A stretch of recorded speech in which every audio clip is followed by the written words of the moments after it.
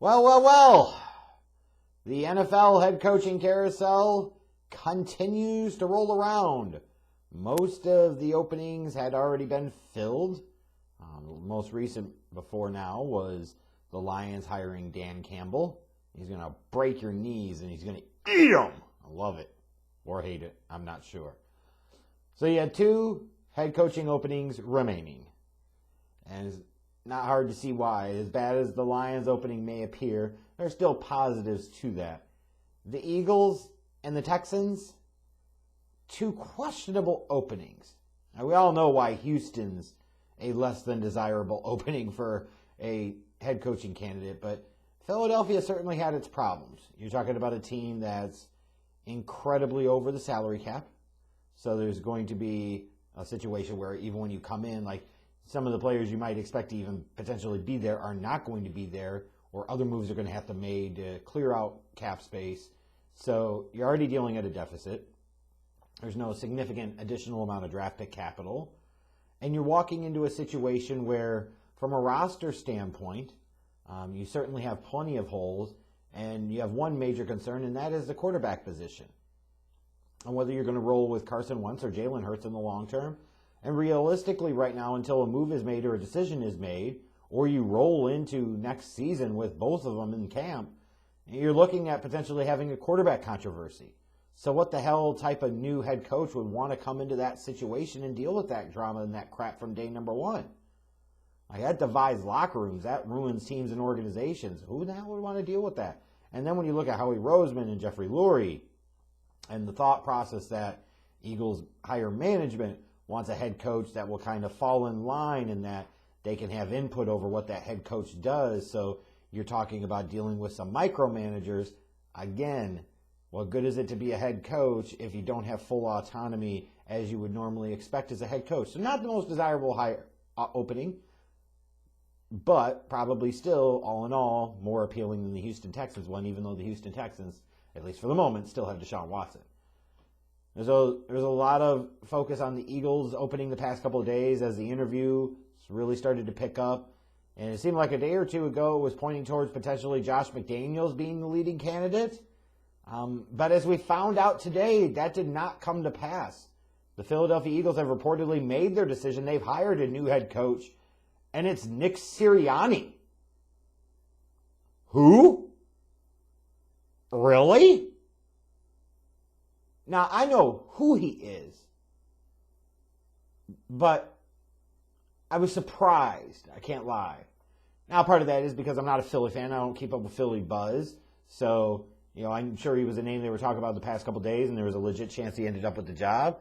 But he was not one of those names that you heard a ton about during this off-season cycle. Like, you heard about the Salehs, you heard about the Staleys, you heard about the Arthur Smiths. Like, you heard about some of these guys. And these were the guys that the media focused on, the fans focused on, it seemed like teams were focused on. And you even would hear some about Dan Campbell in the past year or two. He would maybe get some interviews and so forth, but you didn't really hear much about Sirianni, the now former offensive coordinator of the Indianapolis Colts. But apparently they've made their decision, and Nick Sirianni, all 39 years of age of him, has been chosen to be the man. And for Eagles fans, probably scrambling to think about what to make out of this hiring. And I don't know, maybe you're really down with it. Or maybe you're just happy that it wasn't Josh McDaniels. Or maybe, frankly, you're kind of irritated or annoyed that it wasn't Deuce Staley that ultimately got promoted from within to take the job. To which I would say, yes, it would have been nice to see Deuce Staley get an opportunity, but then maybe you didn't really want to put him in that type of situation. Also a thought, like, the promotion is one thing, but is the promotion also a good situation? Like, not every head coaching job is a golden opportunity. Not every head coaching job is worth taking that bump up in pay because you're going to be canned in a couple of years. So there's that. I look at this move, and it represents to me a couple of things. One, it's clear they were going back down the route of somebody that they could have some control over in terms of the front office and, Eagles leadership. And I don't see where Sirianni doesn't represent that. He's a guy with no significant leverage, no previous head coaching experience. That doesn't automatically make him a bad choice. It's just interesting, and I'm not surprised. And frankly, who else were you going to get that was really going to want to come and take this job for some of the reasons that I've already mentioned in this video earlier? So there's that. Now you bring in an offensive-minded guy after you fired an offensive-minded guy. And what I find really interesting about this hire, going with Nick Sirianni, is I need some help understanding. So you fire Doug Peterson, so you go to Doug Peterson's old understudy to find your next head coach, to bring him in probably primarily to figure things out with Carson Wentz and make it work with Carson Wentz. That's really weird. Like, you couldn't get Frank Reich, so you went and got his understudy instead. It's weird how these things kind of come full circle. That's just me. And again, that doesn't mean he's a good hire or he's a bad hire. It's just one of those weird things I look at and I say, well, if you want to go down the Doug Peterson tree, then why did you just keep Doug Peterson? You know what I mean? I think when you look at Sirianni and the work they did with the Colts the past 3 seasons as their offensive coordinator, you could say, well, 2 of the 3 years, he had Andrew Luck in 2018, then he had Jacoby Brissett there in the middle in 2019, and this past season he had Phillip Rivers. When you look at their success on offense, 2019 certainly was a bit of a down year. This past season they were good. In 2018, they were certainly pretty good with Andrew Luck there. So is that a reflection of the quarterbacks that Sirianni, had to work with, or is that a reflection of Sirianni being able to work with these guys and get the most out of them? Fair question. And then you also look at, not all offensive coordinators are the same. Is this an offensive coordinator that truly has autonomy and ownership over the decision-making and play calling? Or is this an offensive coordinator that's a glorified positional coach that happens to sit in some of the meetings and help structure some of the game plan? Or is it a combination of the two, where he's a glorified positional coach, he's heavily involved in putting together the game plan, and has some input on game day decisions, or a lot of input, but ultimately the final decision always rested with the head coach as the true play caller? And it feels like, to me, it's more of that last option with him. Because Frank Reich was the ultimate decision maker and play caller there in Indianapolis. And now that's the thing, is a lot of people will focus on, well, shit, this guy's coming in, he was an offensive coordinator, he didn't even have full responsibility of the offense, he didn't own all pieces of that. So why would you want him? Well, if I remember correctly, wasn't Andy Reid like a quarterback's coach in Green Bay when he got hired? I don't recall him having play calling responsibilities. Did he? Like, he was coaching under Mike Holmgren. Mike Holmgren was the one that was calling the plays. Now, it's a fair question, because you can go either way on that.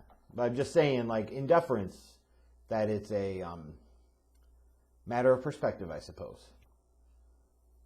But what do you expect out of a guy like Sirianni? I've seen different reports about him over the past year plus, that along with Robert Saleh and a couple of others like an Arthur Smith, a Brandon Staley, when you were hearing about young names coming up through the ranks that, could be some of those young head coaches of the future, he was a name that had been brought up at different periods of time. And being associated with a team like the Colts, I made the playoffs a couple of times in the past 3 years, like, it's only natural he's probably going to get some interest. And, people perceive that he has the ability to get the respect of his players, and he's got fire to him, that he's going to be willing to get in your ass a little bit if he needs to. Well, something kind of weird. But a guy that might coach to strengths versus weaknesses and all of that jazz. You even see some people now talk about the hiring on Twitter, and that's some of the things that they're mentioning there. There will be some folks that will say, well, if he was this and he didn't have this pigment, he might not have gotten this opportunity. Might be fair to say. Who knows? Might be totally fair. We don't know how all the behind the scenes with Deuce Staley. We don't know how those interviews went. And there could be other guys from other situations that did not want any part of this Eagles job, frankly. And again, I really can't blame them. So, let's hope that Houston makes the right call and hires Eric Bieniemy and goes from there. So we get a little more diversity in the NFL head coaching ranks. But the one thing I worry about a little bit with a hiring like Sirianni is that every time one of these younger coaches gets hired, it always comes up to that. Is the, well, if he was not white, he wouldn't have gotten the same opportunity. Yeah, admittedly, that may very well be true. But is that going to be the litmus test that we use every single time we talk about one of these head coaching hires? You know, and just unfortunately, the way it's set up systematically right now, you look at college, same problem. And this is by design, unfortunately. Is that there just aren't as many black assistant coaches and black coordinators that are in like kind of that next man up type of spot, because the league has created an environment. The owners in these front offices have created an environment. So you think about all the big pool of mayonnaise that is the white assistant coaches. It's a much deeper, much wider pool to pull from. So naturally, when these openings come up, you're not going to have 7 head coaching openings and have 6 of them be filled by black and Hispanic candidates. It's just not realistic right now. It's just not going to happen. And that's sad and that's unfortunate. At the end of the day, which really should be about is the best qualified person regardless of anything. But the problem is you have some fundamental systemic things here that need to be addressed that maybe are being addressed, but they certainly don't feel like it. There's just a problem of I worry of every time a guy like Nick Sirianni is going to be hired, like, is it always going to be that thing of, well, he's a white guy and that's the reason he got it? Maybe. Like, I worry a little bit about that sometimes. But it's also representative of the fact that the league as a whole, and not just the NFL per se as a league entity, but the teams, ownership, front office executives, they've got to get better about getting better diversity in the game.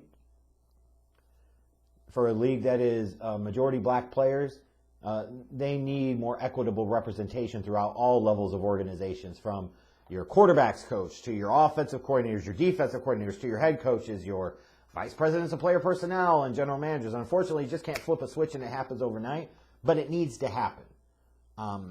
And the NFL has been incredibly slow in the progress in this space.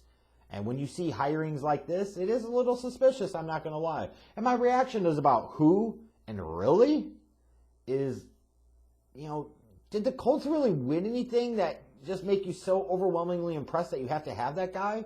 Or is it just a thing of he's not Josh McDaniels, so at least it's not that, and that feels better? And maybe that I get. But if you look at what he does offensively, I would expect this to be a good thing as well for Jalen Reagor.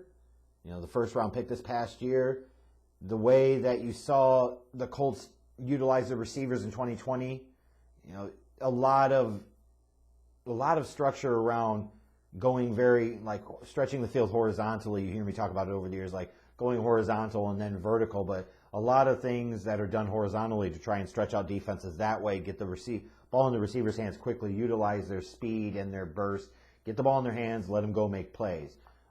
A system that's friendly to receivers in terms of trying to get them in yak situations, which again is certainly going to be potentially a positive for Reagor. So I don't think this is strictly a Carson Wentz hire or a Jalen Hurts hire.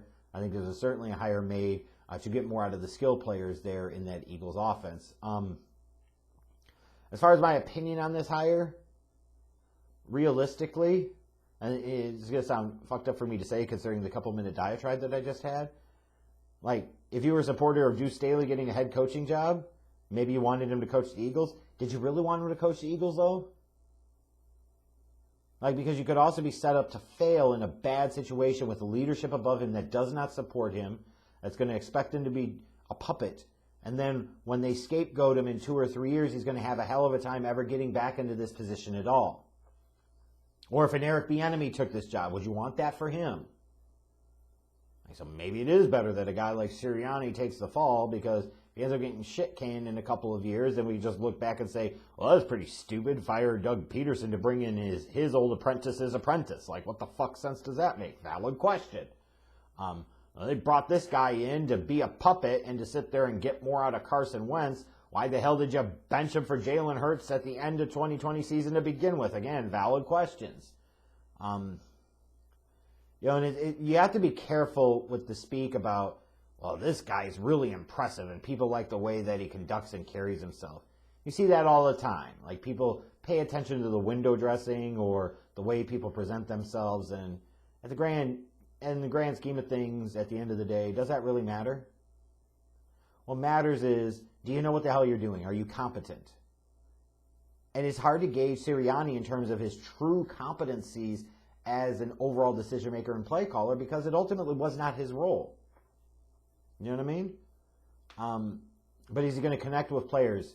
Is he going to be able to connect with them, reach them where they are, meet them where they are, and get more out of them? Be able to structure what his team does, especially offensively, around the strengths of his players and mask those deficiencies, kind of in true Philly fashion, a Paul Heyman type of booking of your NFL team. You accentuate the positives and you hide the negatives as much as possible. I think you saw some of that in Indianapolis this past year with their offense. But I have my reservations and I have my concerns. And the reality is, no matter who might have gotten hired into this Eagles job, they might be dead man walking in a couple of years. If Sirianni goes in there and this team's in the playoffs next season or the season after, then he's probably done a hell of a job. Which could happen, especially in that garbage-ass division. But, man, oh man. You fired a Super Bowl winning head coach a couple of years later that had taken you to the playoffs multiple times. I just worry those types of decisions like usually come back to bite you, and feels like this one could. But maybe Eagles fans can rally behind this and get excited about it. Maybe they're fed up with Doug Peterson, or again, they're just thankful it's not Josh McDaniels or somebody like that. Or maybe you're pissed that it's not Deuce Staley. So Eagles fans, you tell me, what do you think of this hire? Do you think this is just another random jar of mayonnaise that was given this shot that they maybe didn't deserve? Do you think he's well qualified? Do you like what you've seen? Do you like what you've heard about him? Do you like what you've heard from him? Do you guys think this was a garbage hire, or did you have the expectation of nobody that was really worthwhile was going to take this job anyway, so you had to find somebody and roll the dice and hope that they figure it out? Curious to see what you guys think. Please leave me your comments. Make sure you like this video and smash that subscribe button if it's your first time checking me out. Or if you checked me out before and you haven't subscribed, shame on you. But yeah, tell me, how do you feel about Nick Sirianni, the new head coach of the Philadelphia Eagles? I'm dying to know.